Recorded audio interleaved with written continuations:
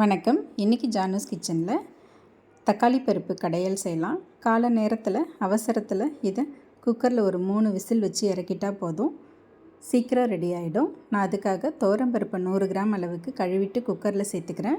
2 பெரிய சைஸ் வெங்காயத்தை நீல வாக்கில் கட் பண்ணி சேர்த்துருக்கேன்.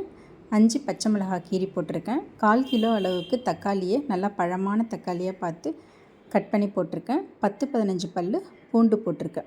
இது கூட 2-3 சிட்டிக்கு மஞ்சள் தூளும் சாம்பார் பொடி 1.5 ஸ்பூனும் சேர்த்துக்கிறேன். கலருக்காக கொஞ்சமாக காஷ்மீர் மிளகாய் தூளும் டேஸ்ட்டுக்கு தகுந்த மாதிரி உப்பும் சேர்த்துக்கிறேன்.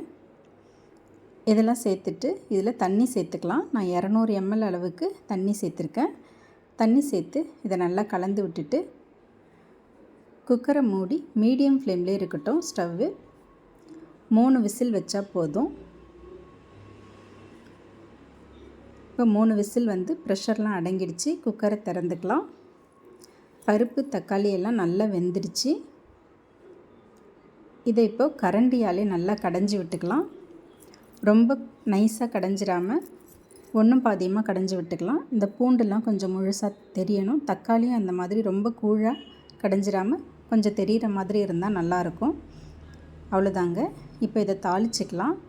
நான் 1 டேபிள் ஸ்பூன் எண்ணெய் காய வச்சு வச்சுருந்தேன். அதில் கொஞ்சமாக கடுகு உளுத்தம்பருப்பு சேர்த்துக்கிறேன். கூடவே கொஞ்சம் சீரகமும் போட்டுக்கிறேன். போட்டுட்டு வரமிளகாய் ஒரு 2-3 மிளகாவை கிள்ளி போட்டிருக்கேன். கருவேப்பிலை கொஞ்சம் போட்டுக்கிறேன். அவ்வளோதாங்க, தாளிச்சாச்சு. இதை அந்த தக்காளி பருப்பு கடையலில் சேர்த்துக்கலாம்.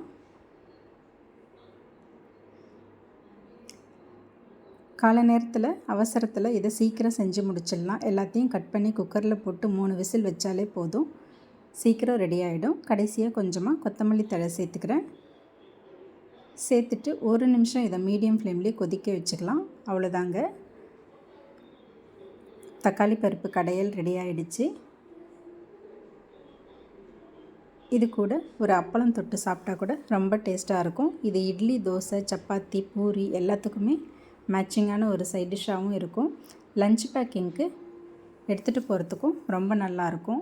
அப்பளமோ வத்தலோ பொரித்து வச்சு சாதம் வடித்து இதை எடுத்துகிட்டு போயிட்டால் ரொம்ப டேஸ்ட்டாக இருக்கும். குழந்தைங்களுக்கும் செஞ்சு கொடுக்கலாம். தேங்க்ஸ் ஃபார் வாட்சிங்.